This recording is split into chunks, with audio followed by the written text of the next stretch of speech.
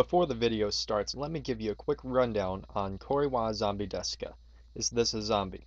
It was originally a light novel series in 2009 written by Shinichi Kimura with illustrations by Kobuichi Morinrin that's still ongoing to this day, before being adapted to a manga series in January 2010 with illustrations by Sachi, and finally an anime series in 2011, which is now in its second season in Japan. The anime and manga are both licensed here now, however, the light novels are not. Oh boy, today I get to review a series I've been wanting for such a long time now. It is Kore wa Zombie Desu Ka, aka Is This a Zombie? It all started about a year ago when a couple of my friends mentioned Kore wa Zombie Desu Ka and were like, you should watch it, man, it's cool. However, it had not had an official English release, and with me being in my hard set ways about supporting the industry, which it seriously needs it, and never watching anime online, I had to pass this series up until I found out that Yen Press had obtained rights to the manga release. I was eager to get my hands on the series whenever it was released in March of this year. However, due to money issues and other things, I was incapable of buying it. But now I have my hands on the series I've heard so many good things about. So, let's read this bitch! Well, this is kinda neat. The cover has a cute little girl holding a chainsaw.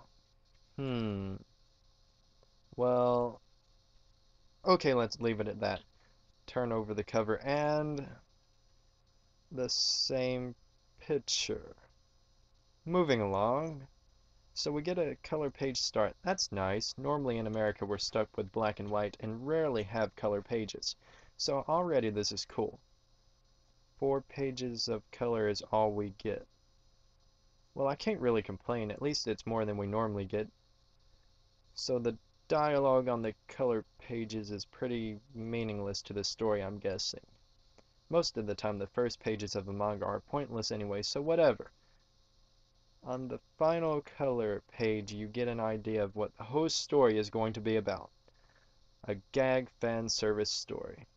Now, let me say, I'm not against this because some of my favorite series have a lot of fan service. Battle Vixens, Kurohime, and Bastard, to name a few. As for the art, I'm a big fan of simple, fun artwork, and this reminds me of Gunslinger Girl and Hayate the Combat Butler, with a hint of Amnesia Labyrinth mixed in. And I really enjoyed those series, so let me go and read the first chapter and give my thoughts about it. The first chapter was pretty average, but you can't expect to see much originality anymore, because most everything imaginable has been done. At first, it reminded me of Bleach. I mean, yeah, you have a teenage schoolboy with something different about him, a girl shows up randomly, she loses her powers, boy gets her powers, an enemy shows up, the boy defeats enemy, boy takes over her job of defeating enemies, and the girl ends up living with him. I don't know why, but that vaguely sounds like Bleach to me. Only a little bit. Maybe it was only me, though. The rest of the first chapter is...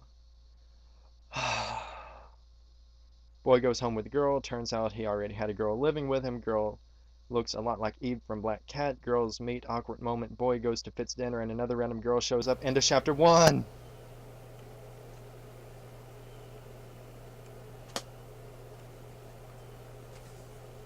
So, the first chapter was random? Almost as random as Etzel Saga. Maybe not that random, but man, come on! Give me an idea of what the manga is going for. It was complete randomness. I'm not saying that random is bad. There are some great series out there that are just random and keep you entertained. And I'm not saying the chapter was bad. It was good. Damn good. Now it has me wondering and guessing. Now I have to read it. I'll be right back!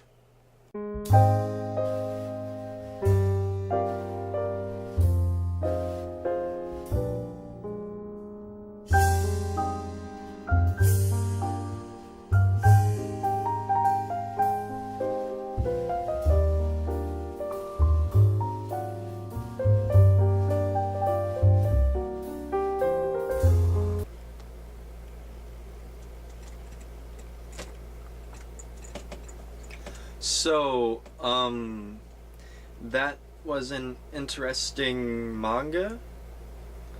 It was a quick, fun read. I take back what I said about it reminding me of Bleach. It definitely has its unique parts, but still has me questioning myself and wondering what the hell is going on. So, let me give you a quick rundown of Volume 1. The story revolves around Haruna, O. Clywood Hellscythe, O for short, Seraphim, Sarah for short, and Ayumu Aikawa, who is apparently a zombie of sorts. After being brought back to life by O, she's a very emotionless girl for reasons I don't want to spoil for you. Anyway, a little bit later, Ayumu somehow steals Haruna's magical girl powers. So, now Ayumu is a zombie magical girl boy. Now that man's a champion after pulling that one off. I can say openly that I never thought of anything that random, much less think that I'd ever see it. But anyway, I'm getting off topic now. Ayumu has to fight these things called megalos that somehow appear in the human world. Now I'm spoiling the whole first book basically.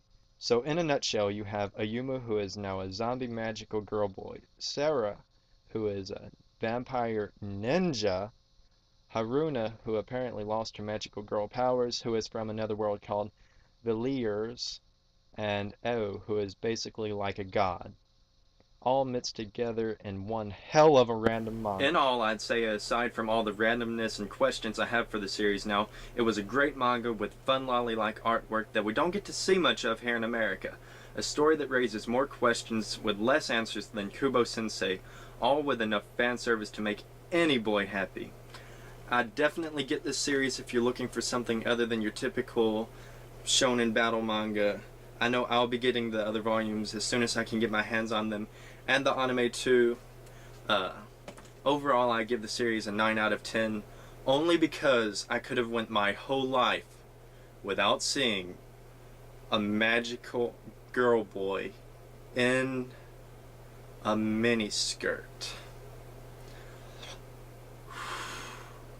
I'm going to need therapy.